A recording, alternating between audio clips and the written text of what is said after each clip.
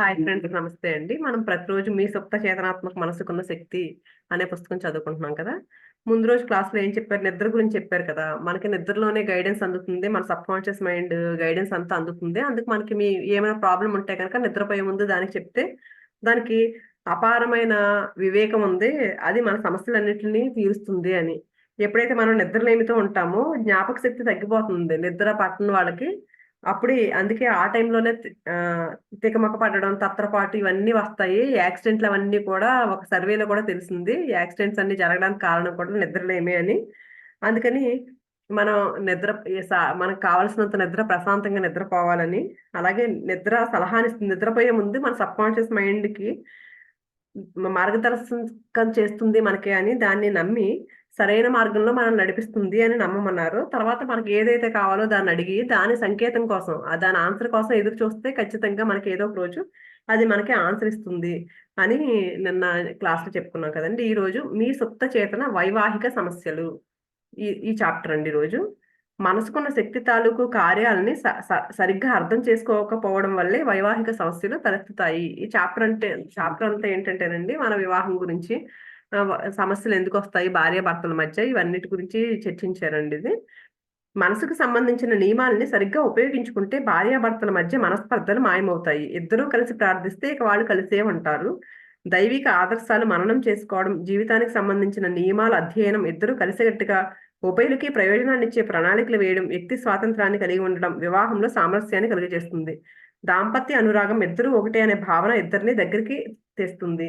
విడాకులను నివారించేందుకు అన్నింటికంటే ఉత్తమమైన సమయం పెళ్లికి ముందు ఒక ఇబ్బందికరమైన పరిస్థితి నుంచి బయటపడాలని నిశ్చయించుకోవడంలో తప్పేమీ లేదు. కానీ అసలు అలాంటి పరిస్థితికి చేరుకోవడం ఎందుకు? వైవాహిక జీవితంలోని సమస్యలకి అసలు కారణం మీద దృష్టి కేంద్రీకరించటం, ఆ సమస్యలకి మూలం ఏమిటో కనుక్కోవడం మొదట చేయాలి కదా. అంటే ఇదంతా ఇప్పుడు చూడండి, చాలా డైవర్స్ అవి బాగా పెరిగిపోయినాయి కదండి మనకి. దాని గురించి ఈయన చెప్తున్నారు. ఏంటి మనం ఎలా ఉండాలి అంతా అని.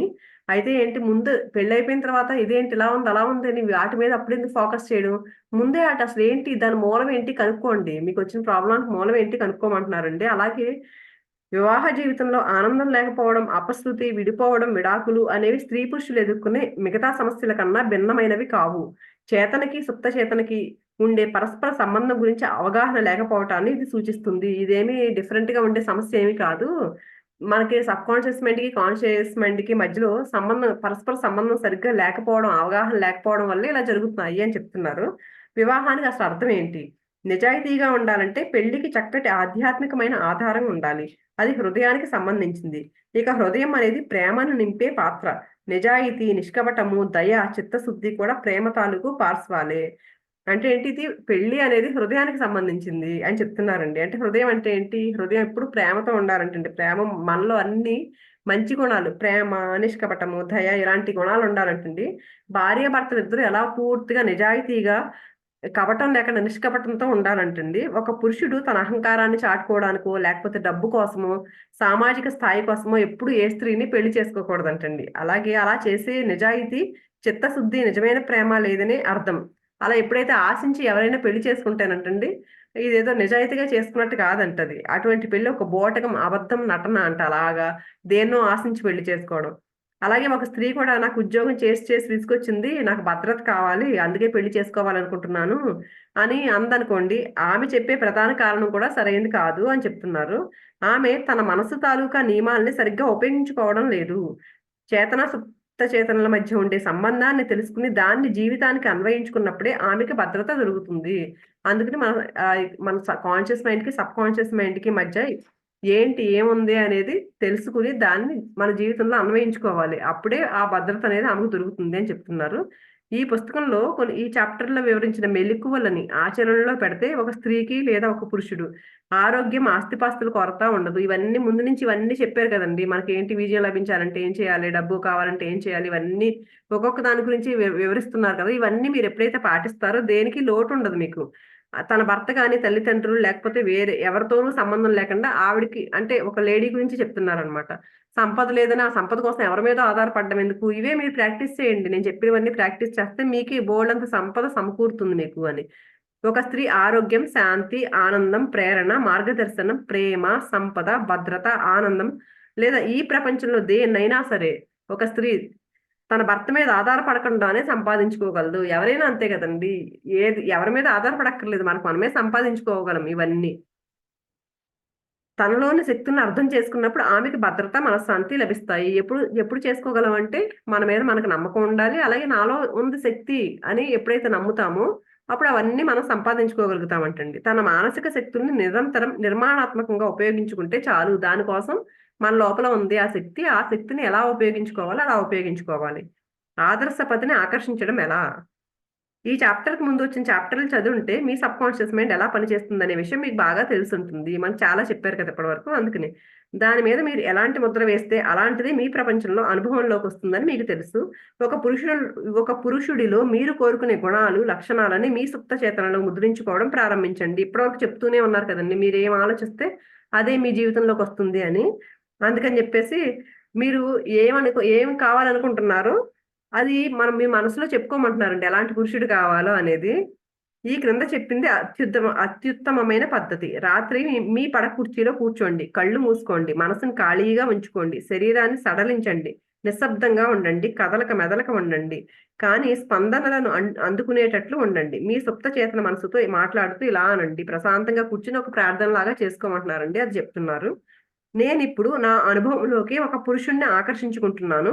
అతను నిజాయితీపరుడు, విశ్వాసపాత్రుడు, నిష్కపటి, నమ్మకస్తుడు, ప్రశాంతంగా, ఆనందంగా ఉంటాడు. సమృద్ధిని సాధించాడు. నేను ప్రేమించే ఈ గుణాలు నా సుప్త చేతనలోకి ఇంకుతున్నాయి. ఈ లక్షణాల గురించి నేను ఆలోచిస్తూ ఉంటే అవి నాలో ఒక భాగంగా మారి సుప్త చేతనాత్మల్లో నాలోకి పొదగబడతాయి. ఆకర్షణ సిద్ధాంతం అనేది నిరోధించడానికి వీలు లేనిది. నా సుప్త చేతన నమ్మే ఈ పురుషుణ్ణి నేను నా వైపుకి ఆకర్షించుకుంటున్నాను. నా సుప్త చేతనలో నిజమని నమ్మిన దాన్ని నేను నాకేసి ఆకర్షించుకుంటాను. అతని ప్రశాంతతకి, ఆనందానికి నా వంతు సహకారం అందిస్తాను అని నాకు తెలుసు. అతనికి నా ఆదర్శాలంటే ఇష్టం. నాకు అతని ఆదర్శాలంటే ప్రేమ. అతను నన్ను మార్చాలని అనుకోడు. అలాగే నేను కూడా అతన్ని మార్చాలని అనుకోను. మా ఇద్దరి మధ్య ప్రేమ ఉంది, స్వేచ్ఛ ఉంది, గౌరవం ఉంది. ఈ రకంగా మీ సుప్త చేతనలో ఆలోచనలను పొదగడం అభ్యసించండి. ఈ ప్రార్థన ఎలా చెప్పారో చూడండి ఎంత బావుందో. మనం ఏంటి నేనేదో మార్చేయాలి, నాకిష్టమైనట్లే ఉండాలి అలా అనుకోకూడదంటండి. వాళ్ళ అభిప్రాయాలకు మనం విలువివ్వాలి. అలాగే అతని అభిప్రాయాలకు నా అభిప్రాయాలకు అతను ఇలా ఇలా అనుకోమంటున్నారండి. ముందే చెప్పుకోమంటున్నారు. పెళ్ళవ్వకముందు పెళ్ళవ్వని పిల్లలకి చెప్పుకోవాలనమాట. ఇలాగనుకుంటే మనకి ఎలాంటి లక్షణాలు కావాల్సిన భర్త కావాలో అలా ఊహించుకొని, అలాంటి లక్షణాలు కావాలి అని ప్రార్థన చేసుకోమంటున్నారు. మీరు మనసులో ఎన్నాళ్లుగానో కోరుకున్న గుణాలు, లక్షణాలు ఉన్న పురుషుడు మీ వైపు ఆకర్షితుడవుతాడు. ఎప్పుడైతే అలా చెప్పుకుంటూ ఉంటేనంటండి, అలాంటి పురుషుడే ఆకర్షించబడతాడంట. మీ సబ్‌కాన్షియస్ మైండ్‌లోని తెలివి మార్గాన్ని చూపిస్తుంది. ఆ మార్గంలో మీరిద్దరూ కలుసుకుంటారు. అది నిరోధించడం వీలు కాని, మార్పు లేని మీ సబ్‌కాన్షియస్ మైండ్ మనసు ప్రవాహం వల్లే సాధ్యపడుతుంది. మీలో ఉండే అత్యుత్తమ గుణాలైన ప్రేమ, ఆరాధన, సహకారం ఇవ్వాలని తీవ్రంగా కోరుకోండి. మీ సుప్త చేతనకి మీరు అందించిన ఈ ప్రేమ అనే కానుకని అందుకునేందుకు సిద్ధంగా ఉండండి. మనం ఎప్పుడైతే కోరుకుంటామో అది మనకు అందిస్తుందంటండి. దానికోసం సిద్ధంగా ఉండమంటున్నారు. అలాగే ఆదర్శ పత్నిని ఆకర్షించడం ఎలా? ఇందాక పురుషుడి కోసం చెప్పారు కదా! అమ్మాయి కోసం చెప్పారు. ఇప్పుడు అబ్బాయిని ఎలా ఆకర్షించాలా? అబ్బాయిలు అమ్మాయిని ఎలా ఆకర్షించాలని చెప్తున్నారు. మీరు కోరుకుంటున్న జీవిత భాగస్వామిని మీ వైపుకు ఆకట్టుకునేందుకు ఈ క్రింది మాటలను అంగీకరించండి. నేనిప్పుడు నాకు అన్ని విధాలుగా సామరస్యంగా ఉండే సరైన స్త్రీని ఆకర్షిస్తున్నాను. ఇది ఆత్మల కలయిక. ఎందుకంటే నేను చక్కగా అన్ని విధాలుగానే కలిసిపోగల వ్యక్తిత్వం ఉన్న మనిషితో దైవీకమైన ప్రేమ ఏర్పడింది. నేను ఈ స్త్రీకి ప్రేమని, వెలుగుని, మనశ్శాంతిని, సంతోషాన్ని ఇవ్వగలను అని నాకు తెలుసు. ఈ స్త్రీ జీవితాన్ని నిండుగా, పరిపూర్ణంగా, అద్భుతంగా ఉండేటట్లు చేయగలనని నేను నమ్ముతున్నాను. ఇక ఈ క్రింది గుణాలు, లక్షణాలు ఆమెలో ఉండాలని నేను కోరుకుంటున్నాను. ఆమెలో ఆధ్యాత్మికత, విశ్వాసము, నిజాయితీ ఉన్నాయి. ఆమె సామరస్యంగా, ప్రశాంతంగా, ఆనందంగా ఉంది. మా ఇద్దరి మధ్య నిరోధించడానికి వీలు లేనంత ఆకర్షణ ఉంది. ప్రేమ, సత్యం, సౌందర్యం ఉన్నవి మాత్రమే నా అనుభవంలోకి రాగలవు. ఇప్పుడు నేనిక నా ఆదర్శం అనుకునే భార్యని స్వీకరిస్తున్నాను. మీరు నిశ్శబ్దంగా, లోతైన ఆసక్తితో మీరు కోరుకున్న జీవన సహచరిలోని గుణగణాలను గురించి ఆలోచిస్తే మానసికంగా అలాంటి వ్యక్తిని మీ మనసులో నిర్మించుకుంటారు. ఆ తర్వాత మీ సుప్త చేతన లోతుల్లోకి తరంగాలు దైవ సంకల్పంతో మీ ఇద్దరిని దగ్గరికి తెస్తాయి. ఎప్పుడైతే మనం కోరుకుంటాం ఈ గుణాలు ఎలాంటి గుణాలు కావాలో కోరుకుంటేనంటండి, అలాంటి వాళ్ళు మనకు తెలియకుండానే మన దగ్గరికి వస్తారంట. అలాంటి లక్షణాలు ఉన్నవాళ్ళు. మూడోసారి తప్పు చేయాల్సిన అవసరం లేదు. ఇప్పుడు ఒకళ్ళ ఎగ్జాంపుల్ చెప్తున్నారండి. ఒక ఆవిడ షీలాబి అనే ఒక స్త్రీ ఈయనకి పరిచయం అయిందంటండి. ఆవిడకి 3 సార్లు పెళ్లిళ్ళయినాయంట. అంటే ఏమైందంటే 3 సార్లు ఎలా ఉన్నారంట, ఈవిడ ఒక కంపెనీలో ఎగ్జిక్యూటివ్ గా పనిచేస్తుందంటండి. ఆవిడ ఏంటంటే కొంచెం డామినేటింగ్ మెంటాలిటీ అనమాట. ఇంట్లో పనులన్నీ వీళ్ళు ఆ ముగ్గురు భర్తలు ఎలా ఉండేవారంటండి, ఈవిడ కోసమే చూసేవారంట, ఈవిడ మీద ఆధారపడేవారంట, ప్రతి పనికి ఈవిడే చేసేదంట. అంటే మరి కొంచెం డామినేటింగ్ గా ఉండేది కదండి, అందుకని అలా ఉండేవారంట. చే- అంటే ఈయన అడిగాడంట, మరి ఫస్ట్ చేసుకున్నావు కదా, ఫస్ట్ సారి డైవర్స్ అయిపోయినప్పుడు రెండోసారి కూడా ఇతను అలాంటి వాడని నీకు తెలుసా అంటే తెలియదు అందంట. అంటే ఆవిడ మనసులో ఒక ఫీలింగ్ ఎలా ఉంది, మామూలుగా ఈవిడికి ఇష్టపడట్లే, ఎందుకు డైవర్స్ ఇచ్చేసింది 3 సార్లు అని అడిగితే, నాను అదే నా మీదే ఆధారపడుతున్నారు, నా మీద డిపెండ్ అయిపోతున్నారు, వీళ్ళు అన్ని నేనే చేస్తున్నాను అంటుందంట. కానీ ఒక మనసులో ఒక మూల ఏంటి, ఈవిడికి డామినేట్ చేయాలని కోరుకుంది కాబట్టి అలా ఉన్నారంట. కానీ అప్పుడు ఈ 3 సార్లు అయిపోయిన తర్వాత ఈయన ఒక నిజాన్ని గ్రహించిందంటండి. ఏమని, మనసులో ఒక ఆదర్శమైన వ్యక్తిని మీరు పొందగలరు అని నమ్మినట్లయితే మీ నమ్మకం ప్రకారమే ఫలితం ఉంటుంది. ఈవిడికి ఎలా ఉంది, డామినేటింగ్ మెంటాలిటీ ఉంది, కానీ నాతో సమానంగా ఉండాలి, నేను డామినేట్ చేసేలా కాకుండా అణిగిమణిగి ఉంటున్నారంటండి. వాళ్ళ ముగ్గురికి ఎందుకు డైవర్స్ ఇచ్చేసిందంటే ఈవిడ ఏం చెప్తే అదే వింటూ అణిగిమణిగి ఉంటూ అన్ని ఈవిడే చేయాల్సి రావడం ఇలా వస్తుందంట. ఆవిడకి అలా ఇష్టం లేదంట. ఈవిడతో సమానంగా ఉండాలని కోరుకుంటుందంట ఆవిడ. అందుకని ఆ సబ్ కాన్షియస్ మైండ్ కి ఈ ఆదర్శమైన వ్యక్తి ఎలాంటి వాడు కావాలి అని అంటే ఈ కింద ప్రార్థన చేసిందంటండి ఆవిడ. ఏంటంటే, నేను ఎంతో తీవ్రంగా ఎటువంటి పురుషుడు నా భర్త కావాలని కోరుకుంటున్నానో అలాంటి వ్యక్తిని నా మనస్తత్వంలో నిర్మించుకుంటున్నాను. భర్తగా నేను ఆకర్షించుకునే వ్యక్తి బలంగా, శక్తివంతుడుగా, ప్రేమించేవాడు గాని, విజేతగా, నిజాయితీగా, విశ్వాసపాత్రుడిగా ఉంటాడు. నా దగ్గర అతనికి ప్రేమ, ఆనందం దొరుకుతాయి. అతని వెనకే నడవడానికి నేను ఇష్టపడతాను. అతనికి నేను కావాలని నాకు తెలుసు. నాకు అతను కావాలి. నేను నిజాయితీగా, నిష్కపటంగా, ప్రేమగా, సానుభూతితో ప్రవర్తిస్తాను. అతనికి ఇచ్చేందుకు నా దగ్గర అద్భుతమైన కానుకలున్నాయి. అవి సుహృద్భావం, సంతోషంతో నిండిన హృదయం, ఆరోగ్యమైన శరీరం. అతను కూడా నాకు అవన్నీ ఇస్తాడు. పరస్పరం మేమిద్దరం ఇచ్చిపుచ్చుకుంటాము. దైవికమైన మేధస్సుకి ఆ పురుషుడు ఎక్కడున్నారో తెలుసు. ఇక నా సుప్త చేతన మనస్సు లోతుల్లోకి వివేకం తనదైన పద్ధతిలో మా ఇద్దరిని దగ్గరికి తీసుకొస్తుంది. మేము ఒకరినొకరం వెంటనే గుర్తిస్తాం. నేను ఈ కోరికని నా సుప్త చేతనికి అందిస్తున్నాను. ఆ కోరికని ఎలా తీర్చాలో దానికి తెలుసు. నాకు కావలసిన చక్కటి జవాబుకి నేను ధన్యవాదాలు తెలుపుకుంటున్నాను అని ప్రార్థన అంటే ప్రతిరోజు చేస్తుందంట. పొద్దున్న లేచిన వెంటనే చేసేదంట, రాత్రి పడుకోబోయే ముందు కూడా చేసేదంట. ఈయన పదే పదే ఏదైతే సబ్ కాన్షియస్ మైండ్ కి చెప్తామో అది జరుగుతుందని చెప్తారు కదండి. సరే, ఈవిడికి ఆత్మవిశ్వాసం కలిగిందంట ఇది జరుగుతుంది అని. తర్వాత చాలా నెలలు గడిచిపోయినాయి అంటండి. చాలా మంది మగవాళ్ళని కలిసిందంట, కానీ ఈవిడ కోరుకున్న గుణాలు అయితే ఎవరిలోనూ కనిపించలేదంట. నేను ఇన్ని రోజుల నుంచి ప్రార్థన చేస్తున్నాను కదా, ఇదంతా వ్యర్థమా అని అనుకుందంటండి. ఎన్నో సందేహాలు వచ్చినాయి అంట, అనుమానాలు, ఇది జరుగుతుందా లేదా అన్నట్టు అనుమానం కూడా వచ్చిందంట. చివరికి ఏమనుకుందంట, అంతులేని మేధస్సు నాలో ఉంది, ఇది ఎలా అయినా మంచి ఫలితం ఇస్తుంది, దీనికోసం నేను ఎందుకు టెన్షన్ పడాలి అని డిసైడ్ అయిందంటండి. డిసైడ్ అయిన తర్వాత ఈ మూడోసారి పెళ్ళయింది, డైవర్స్ అయిపోతుంది కదండి, ఆ కోర్టులో కేసు పూర్తిగా ఆ పేపర్స్ కూడా చేతికి వచ్చేసిన రోజేనంటండి ఆవిడకి స్వేచ్ఛ దొరికింది. అంటే ఇంకో పెళ్లి చేసుకోవడానికి రెడీగా ఉందన్నమాట. ఇప్పుడు మూడో భర్త కూడా విడాకులు ఇచ్చేసి, ఆ తర్వాత కొంతకాలానికేనంటండి ఒక మందుల కంపెనీలో మళ్ళీ కొత్త ఉద్యోగంలో చేరిందంటండి. ఇంకో ఎగ్జిక్యూటివ్ గానే ఇంకో కొత్త జాబ్ లో జాయిన్ అయిందంట. చేరిన ఫస్ట్ రోజు ఏంటంటే ఒక సీనియర్ డాక్టర్ ఈవిడ ఆఫీస్కి వచ్చి తను తాను పరిచయం చేసుకున్నాడంట. ఆ ఉద్యోగానికి ఆవిడ ఇంటర్వ్యూ ఇచ్చేందుకు వచ్చిన రోజు ఇతను ఊర్లో లేడంటండి, అక్కడ జాబ్ చేయడానికి వచ్చిన రోజు, ఇంటర్వ్యూ కోసం వచ్చిన రోజు డాక్టర్ల సమావేశానికి మరో ఊరికి వెళ్ళాడంట ఇతను. అతడు ఆమె ఆఫీస్ గదిలోకి అడుగుపెట్టిన మరుక్షణం అంటండి, ఇన్నాళ్లుగా నేను ప్రార్థిస్తుంది ఇతని కోసమే అని అనిపించిందంట ఆవిడ మనసుకి. అతనికి కూడా ఆ సంగతి తెలిసిందంటండి. నెల రోజుల్లో అతడే ఆవిడ దగ్గరికి వచ్చి పెళ్లి ప్రస్తావన తెచ్చాడంట. వాళ్ళ జీవితం, వైవాహిక జీవితం, పెళ్లి చేసుకున్నారు. చాలా ఆదర్శప్రాయంగా, చాలా ఆనందంగా జరిగిందంటండి. అతను నిష్క్రియంగా అణిగిమణిగి ఉండే రకం కాదంటండి ఇతను. ఫస్ట్ ముగ్గురు అణిగిమణిగి ఉంటున్నారనే కదా ఈవిడ ఇష్టపడలేదు. మానసిక స్థైర్యం, ఆత్మవిశ్వాసం, నిర్ణయాలు తీసుకునే తెలివి కలవాడంట. తన రంగంలో పేరు ఉన్నవాడంట. కాలేజీ రోజుల్లో మంచి ఆటగాడంట అతను. అంతేగాక ఆధ్యాత్మిక చింతన కూడా ఉందంట అతనిలో. షీలాకి తను దేనికోసం ప్రార్థన చేసిందో అది దొరకటానికి కారణం, చివరిదాకా ఆమె అది తనకి దొరికి తీరాలి అని మానసికంగా స్వీకరించింది. మరోలా చెప్పాలంటే మానసికంగాను, భావాత్మకంగాను ఆమె ఆమె ఆలోచన ఒకటయ్యాయి. అది ఆమెలో ఒక భాగంగా మారింది. ఆమె అనుకున్నట్టు వ్యక్తి ఎందుకు వచ్చాడంటే ఆమె బలంగా నమ్మింది, మానసికంగాను నమ్మింది, అలాగే భావన, ఇమాజిన్ కూడా అలాగే చేసుకోగలిగింది కాబట్టి అది ఆమె ముందుకు వచ్చింది అని. నేను విడాకులు తీసుకోవాలా, విడాకులు అనేది చాలా వ్యక్తిగతమైన సమస్య. దానికి అందరికీ పనికొచ్చే సాధారణమైన జవాబు అంటూ ఏదీ ఉండదు. కొందరి విషయంలో అయితే అసలు పెళ్ళే జరిగి ఉండకూడదు. ఇంకొందరి విషయాల్లో విడాకులు పరిష్కారం కాదు. ఒక వ్యక్తికి విడాకులు సరైన నిర్ణయం కావచ్చు. ఇంకొకరికి కాకపోవచ్చు. ఎంతో మంది పెళ్లి చేసుకుని బూటకపు జీవితం సాగిస్తున్న వాళ్ళకన్నా విడాకులు తీసుకున్న ఒక వ్యక్తి ఎక్కువ నిజాయితీ, ఉదాత్తత కలవాడు కావచ్చు. ఉదాహరణకి తనకున్న నల్లమందు వ్యసనం కొనసాగించేందుకు ఒక భర్త భార్యను తన్ని ఆమె దగ్గర డబ్బులు దొంగిలించేవాడు. ఈయన ఏం చెప్తున్నాడంటేనంటండి, ప్రతి సమస్యకి విడాకులే పరిష్కారం కాదు. భార్యాభర్తల మధ్య ఉన్న ప్రతి సమస్యకి. కానీ అలా అని ప్రతీదీ భరిస్తూ ఉండడం కంటే, ప్రతీదీ భరిస్తూ ఏదో నాటకం ఆడుతూ ఉండే కంటే అది కొంచెం బెటరు. ఎందుకంటే ఒక అతనంటండి ఈ డ్రగ్స్ ఇలాంటివన్నీ తీసుకుని భార్యను బాగా ఇబ్బంది పెట్టేవాడండి. కొట్టడం ఇలాంటివన్నీ చేసేవాడంటండి. అప్పుడు ఆ స్త్రీ ఏం చేస్తుంది, ఈయన దగ్గరికి సలహా కోసం ఏం చేయను అని చెప్పేసి, ఇది అంటే వివాహం అంటే పవిత్ర బంధం ఇది. ఒకసారి పెళ్లి చేసుకుంటే ఈ బంధాన్ని విడిచిపెట్టకూడదని మామూలుగా చెప్తా ఉంటారు కదండి. మన పెద్దలు చెప్పింది మనం బలంగా నమ్ముతాం కదా మనం దాన్ని, పవిత్ర బంధం అలాగా. అయితే ఆవిడ కూడా అలా బలంగా నమ్మేదంటండి. అందుకే అని చెప్పేసి ఆవిడ ఆ అలాగే ఆయన ఏం చేసినా భరించేదంట. నిజమైన పెళ్లి రెండు హృదయాలకు జరిగేది అని ఈయన వివరించాడంట. రెండు హృదయాలు సామరస్యంగా, ప్రేమగా, నిజాయితీగా ఒకటైతే అది ఆదర్శ వివాహము. హృదయానికి సంబంధించిన పవిత్రమైన చర్య ప్రేమించడం అని చెప్పాడంటండి. ఈయన చెప్పింది విన్న తర్వాత ఆవిడకి ఏం చేయాలో తెలిసిందంట. ఒకసారి ఇప్పుడు ఎవరు ఇక మీరిద్దరు భార్యాభర్తలుగా జీవించండి అని అన్నంత మాత్రాన తను దెబ్బలు తింటూ, హడిలిపోతూ, అణిచివేయబడుతూ బతకాలన్న దైవీ శాసనం ఏమీ లేదని ఆమె గ్రహించింది.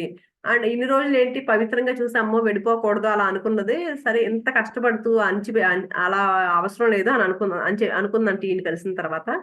ఏం చేయాలి అన్న అనుమానం కలిగినప్పుడు మీరు ఇంకొకరి సలహా తీసుకోండి. ఎప్పుడు ప్రతి సమస్యకి సమాధానం ఉంటుందని, అది మీకు దొరుకుతుందని తెలుసుకోండి. మీకు మీ అంతరాత్మలోని నిశ్శబ్దం అందించే సూచనని అనుసరించండి. ప్రశాంతంగా ఉన్నప్పుడు అది మీతో మాట్లాడుతుంది. ఏమైనా ప్రాబ్లం వచ్చినప్పుడు ఒకసారి ఎవరినైనా సలహా తీసుకోమని చెప్తున్నారు. విడాకులు తీసుకునే దశకి చేరుకోవడం. కొద్ది నెలల క్రితమే పెళ్ళయి అప్పుడే ఒక ఒక జంటంటండి అంతకుముందే పెళ్ళయిందంట. వాళ్ళతో మాట్లాడాడంట. ఆ యువకుడు ఏంటంటే ఎంతసేపును నా భార్య నన్ను విడిచి వెళ్ళిపోతది. వేరే ఎవరితోనో రిలేషన్‌లో ఉంటది ఈవిడ అని ఎప్పుడు ఇలాంటి ఆలోచనలే చేసేవాడంటండి. ఇంకా ఎన్ని సార్లు ఆలోచన మనసులో మాట్లాడితే అదే ఆలోచన వచ్చేదంట అతనికి. చివరికి అలాగే అతని భార్య అలాగే విడిచి వేరే అతనితో వేరే అబ్బాయి పెళ్లి చేసుకొని ఇతను ఎలా అయితే ఆలోచించాడో సేమ్ అలాగే జరిగిందంటండి. ఎందుకంటే అతను ఏదైతే బలంగా నమ్ముతామో అది జరుగుతుందని చెప్తున్నారు కదండీ! అతనికి అలాగే జరిగిందంట ఆ యువకుడికి. విడాకులు మొదలయ్యేది మనసులోనే. అందుకే ఎప్పుడు మొదలవుతాయి విడాకులంటే మన మనసులోనే మొదలవుతాయంటండి. విడాకులు మొట్టమొదట జరిగేది మనసులో. చట్టపరమైన విషయాలు దాని తర్వాతే వస్తాయి.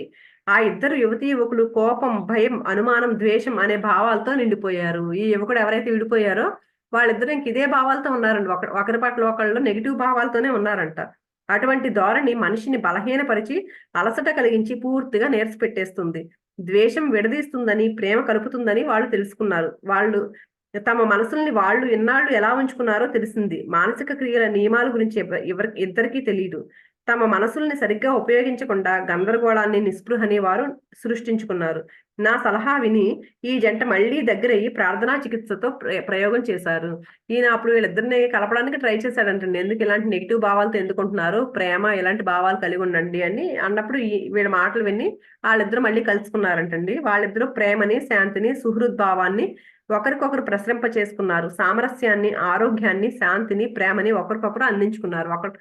వీళ్ళిద్దరూ ప్రతి రాత్రి వంతుల ప్రకారం స్తోత్రాలను వల్లించారు. వాళ్ళు నిజాయితీతో చేసిన ఈ ప్రయత్నం వల్ల తమ సబ్కాన్షియస్ మైండ్ లాభాన్ని కలిగించే ప్రేరణలని పొదగడం వల్ల వాళ్ళ వైవాహిక జీవితం రోజు రోజుకి ఇంకా ఆనందంగా తయారవుతుంది. ఎప్పుడైతే ఒకరినొకరు అర్థం చేసుకున్నారో వాళ్ళు ఆనందంగా గడపడం మొదలు పెట్టారంటండి. సతాయించే భార్య. చాలా సార్లు భార్యలు సతాయించడానికి కారణం భర్తలు ఆమెను పట్టించుకోకపోవడమే. అంతే కదండి! ఎందుకు సతాయిస్తారు భార్యలు? వీళ్ళు నా మీద ప్రేమ చూపించాలి, అనురాగం కావాలి నాకు ఇలా తపిస్తూ ఉంటారు కదా! అందుకే ఈయనేం చెప్తున్నారు అది న్యాయమే కదా! ప్రేమ కోసం తపించడం న్యాయమే కదా! అందుకని చెప్పేసి కాకపోతే ఏంటంటే ఆ తపనని వ్యక్తపరిచే పద్ధతి ఆవిడకి సరిగ్గా తెలీదు. భర్త దగ్గర విసుక్కోవడం, అది నాకు చూపించట్లేదని కోపంగా ఉండడం వల్ల భర్తను ఇంకా దూరం చేస్తుందంటండి. అందుకని నేను మగవాళ్ళకి ఏం చెప్తున్నారంటే, మీ భార్యను పట్టించుకోండి. ఆమెను పొగడండి. ఆమెలో ఉన్న మంచి గుణాలన్నిటిని గుర్తించి ప్రశంసించండి అని చెప్తున్నారు. మరొక రకమైన సతాయింపు జీవిత భాగస్వామిని ఒక రకమైన మోసంలో ఇరికించే ప్రయత్నాన్ని చూపిస్తుంది. అలా కాకుండా వేరే రకంగా సతాయించారనుకోండి, అది వ్యతిరేకంగా ఉంటుంది కదా అని. అప్పుడు అతన్ని దూరంగా పారిపోవడానికి ఇంతకన్నా మంచి మార్గం లేదు అన్నట్టు అవుతుంది అది. అందుకని ప్రేమగా ఉండండి, ప్రేమ చూపించండి అని చెప్తున్నారు. భార్యలు భర్తలు చెత్త ఏరి పారేసే వాళ్ళుగా తయారవ్వకుండా జాగ్రత్త పడాలి. ఎప్పుడు ఎదుటి వారిలో తప్పుల్ని ఎత్తి చూపించడం మానేయాలి. ఇద్దరు ఒకరిలో ఒకరికి కనిపించే మంచి గుణాల మీద ధ్యాస ఉంచి నిర్మాణాత్మకమైన అద్భుతమైన ఆ గుణాలని ప్రశంసించాలి. ఏ రిలేషన్ కైనా ఇది ముఖ్యమే కదండి. ఎదుటి వారిలో ప్రతి ఒక్కరిలోనూ ఉంటాయి, ప్లస్ లో ఉంటాయి, మైనస్ లో ఉంటాయి. మన ఎదురుగా ఎవరైతే ఉన్నారో వాళ్ళు ఎప్పుడైతే మంచి గుణాలు ఉంటాయో వాటిని తీసుకుని చెడ్డ గుణాలని, మనకి ఇష్టం లేని గుణాలని వదిలేస్తే ఆ రిలేషన్ బాగుంటది కదండి. ప్రశంసించాలంట. అందుకే భార్య భర్తలు కూడా ఎదుటి వాళ్ళలో ఉన్న తప్పులను వెతకకుండా వాళ్ళలో ఉన్న మంచి గుణాలని ప్రశంసించమంటున్నారు. ఆలోచనల్లో ఎప్పుడూ మునిగి ఉండే భర్త. భర్త తన భార్య గురించి అదే పనిగా ఆలోచించడం మొదలుపెట్టి విచారంలో మునిగిపోతే అది కూడా ఆమె అన్న మాటలు చేసిన పనుల వల్ల అయితే మనస్తత్వ శాస్త్ర దృష్ట్యా అతను వ్యభిచారం చేస్తున్నట్లు లెక్క. ఒక భర్త అంటండి తన భార్య గురించి అదే పనిగా ఆలోచిస్తూ ఆవిడ ఏం చేస్తుందో, ఆవిడ ఏమన్నా మాట ఉందనుకోండి అదే పట్టుకుని మనసులో ఆలోచిస్తూ ఉంటే అది కూడా వ్యభిచారం చేసినట్లు అంటండి. వ్యభిచారానికి మరో పేరు విగ్రహారాధన. అంటే వ్యతిరేకమైన ధ్వంసాత్మకమైన దానితో మానసికంగా ఒకటవడం. ఒక భర్త మౌనంగా తన భార్య మీద కోపం పెంచుకుంటూ ఆమె పట్ల శత్రుత్వం కలిగి ఉంటే అతను నమ్మక ద్రోహం చేస్తున్నట్లే అనుకోవాలి. ఏమి మాట్లాడకుండా లోపల అలాంటి ఫీలింగ్స్ ఉంటాయనంటండి, అది కూడా నమ్మక ద్రోహమేనంట. తను పెళ్ళప్పుడు చేసిన ప్రమాణాలని విశ్వాసంతో ఆచరించడం లేదు. జీవితాంతం ఆమెను ప్రేమిస్తాను, కాపాడుతాను, గౌరవిస్తాను అనే ప్రమాణాలని మర్చిపోయాడు. మర్చిపోయి ఏం చేస్తున్నారు, కోపంతో రగిలిపోతున్నాడంట భార్య మీద. అందుకు అది కూడా తప్పే అని చెప్తున్నారు. ఆలోచనల్లో కూరుకుపోయి విసుగ్గా కోపంగా ఉన్న మనిషి తను ఒకప్పుడు అన్న బాధ పెట్టే మాటల్ని వెనక్కి తీసుకుని కోపాన్ని అణుచుకుని ఎంతో ప్రేమగా, దయగా, మర్యాదగా ప్రవర్తించే అవకాశం చాలానే ఉంది. అతను నేర్పుగా ఆ తేడాలని దాటిపోవచ్చు. పొగడ్తతో, మానసికమైన ప్రయత్నంతో శత్రుత్వం అనే అలవాటుని మార్చుకోవచ్చు. తన సుప్త చేతనలోకి శాంతి, సామరస్యం, ప్రేమ అనే ఆలోచనలని ఇంకించుకుంటే తన భార్యతో సతాయింపులు పెంచుకునే, సత్సంబంధాలు పెంచుకునే అవకాశం ఉంటుంది. అసలు ఒక్క భార్యతోనే కాదు, జీవితంలో ఎవరితోనైనా అతని సంబంధాలు బాగుపడతాయని గ్రహిస్తాడు. సామరస్యమైన పరిస్థితిని ఊహించుకోండి. కాలక్రమేణా మీకు శాంతి, సామరస్యం లభిస్తాయి. అందుకని మనకి ఎవరితో అయినా మన చుట్టుపక్కల మన చుట్టూ ఉన్న వ్యక్తుల పట్ల ఎలా ఉండమంటున్నారు, కోపంతో ఉన్నామనుకోండి వాళ్ళు ఇంకా మనకు దూరం అయిపోతారు. అలా కాకుండా వాళ్ళ మీద పొగడ్తలతో వాళ్ళని ప్రేమతో ఉండమంటున్నారండి. ఉన్నప్పుడే ఆ సంబంధాలు, మన చుట్టూ ఉన్న వాళ్ళతో సంబంధాలు బాగుంటాయి మనకి. అతిపెద్ద పొరపాటు మీ వైవాహిక సమస్యల్ని పొరుగు వారితోనూ బంధువులతోనూ చర్చించడం అనేది అతి పెద్ద పొరపాటు. ఉదాహరణకి భార్య పక్కింటావిడతో, జాన్ మా అమ్మ పట్ల ఘోరంగా ప్రవర్తిస్తాడు, విపరీతంగా తాగుతాడు, పైగా ఎప్పుడూ తిడుతూ అవమానిస్తూ ఉంటాడు అంటుంది అని అనుకుందాం. ఈ భార్య తన భర్తను మిగతా వాళ్ళ దృష్టిలో కించపరుస్తుంది. అంతే కదండి. ఏదో చేశాడు అనుకోండి, వెళ్ళి పక్కన వాళ్ళతో చెప్తే అతను తక్కువ చేసినట్లే కదా, అగౌరవపరుస్తుంది. అంతేకాక తన భర్తలోని లోటుపాట్ల గురించి చర్చించడం, అదే పనిగా మాట్లాడడం వల్ల అలాంటి భావాలని తనలో సృష్టించుకుంటోంది. ఆ విషయాల్ని ఎవరు ఆలోచిస్తూ భావిస్తున్నారు ఆమె. ఇక మీరు ఎలా ఆలోచిస్తారో, ఎలా భావిస్తారో అలాగే తయారవుతారు. అంటే మళ్ళీ మళ్ళీ పదే అదే మాట చెప్పింది అనుకోండి, తాగుతున్నాడు నా భర్త, ఇలా ఇబ్బంది పెడుతున్నాడు అంటే యూనివర్స్ ఏం అడుగుతున్నట్టు పదే పదే చెప్తా ఉంటే ఇలా ఉండాలి అని మనం దాన్ని ఆకర్షిస్తున్నట్లు ఆ భావాలు అలా ఉంటున్నాయి. బంధువులు సామాన్యంగా మీకు తప్పుడు సలహాలే ఇస్తారు. దాన్ని నిష్పక్షపాతంగా ఇవ్వకపోవడం వల్ల అందులో వాళ్ళ సొంత భావాలు, పక్షపాత వైఖరి ఉంటాయి. మీకు వాళ్ళిచ్చే సలహా ఈ విశ్వంలో కల్లా గొప్ప సూత్రాన్ని అతిక్రమించేదైతే అది ఎంత మాత్రం మీకు పనికిరాదు, మంచి సలహా కాదు. ఇద్దరు మనుషులు ఒకే కప్పు కింద ఉంటూ ఘర్షణ పడకుండా ఎప్పుడూ జీవించలేరు అనే విషయాన్ని గుర్తుంచుకోవడం మంచిది. అందుకని ఎవరితోనూ పక్కన వాళ్ళతో ఎవరితో పంచుకోకండి ఇలాంటివన్నీ అని చెప్తున్నారండి. వాళ్ళు ఎలాంటి సలహా ఇస్తారో తెలీదు. అందుకే ఇదే కాదండి, ఏ సలహా అయినా సరే చెప్తారు కదా. మనకి ఏదైనా ఒక ప్రాబ్లంకి సమాధానం కావాలనుకోండి, నిజంగా వాళ్ళు ఆ సమాధానం ఇచ్చే స్థితిలో ఉన్నారా, ఎవరిని అడగాలి, ఎలాంటి వాళ్ళని అడగాలంటే అంటేనంటండి ఒక ఆధ్యాత్మికంగా ఉన్నతంగా ఉన్న గురువుని. ఆ గురువుల్లో కూడా ఎవరు నిజమైన గురువు, ఎలాంటి గురువో చూసుకుని అసలైన గురువునే అడగాలంటండి మనకేమన్నా సమస్య వస్తే. అంతేగాని తెలిసి తెలియని వాళ్ళతో అడిగామనుకోండి దాన్ని ఇంకా పెంచేస్తారు ఆ ప్రాబ్లమ్ని. ఇప్పుడు నిజంగా వెళ్ళి ఇలా ఉన్నాడన్నా అనుకోండి, అదిగో అలా ఉంటాడు, నువ్వు అలా చేయి ఇలా చేయని చెప్పేసి ఇంకా రెచ్చగొడతా ఉంటారు చాలా మంది. అందుకని మనం ఎవరితో అసలు పంచుకోవద్దని చెప్తున్నారండి ఇక్కడ. అంటే ఎవరితో పెంచుకోవాలి, వాళ్ళు ఇంకా అది ఇంకా ఎక్కువైపోతుందని. ఎవరైనా సరే ఇద్దరు ఒక కప్పు కింద ఉన్నారంటే ఖచ్చితంగా వాళ్ళ మీద ఏదో ఒకటి, అన్ని విషయాల్లోనూ ఒకేలా ఉండం కదండి, ఏదో విషయంలో కొంచెం భేదాభిప్రాయాలు ఉంటాయి కదా. అది గుర్తుపెట్టుకోమంటున్నారు. ఎవరైనా సరే ఒకే అభిప్రాయంతో ఉండలేరు.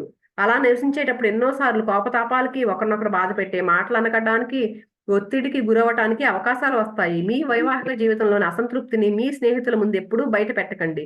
మీ పోట్లాటల్ని మీ వరకే ఉంచుకోండి. మీ జీవిత భాగస్వామిని విమర్శించటం, నిందించడం మానుకోండి. మీ జీవిత భాగస్వామిని మార్చే ప్రయత్నం చేయకండి.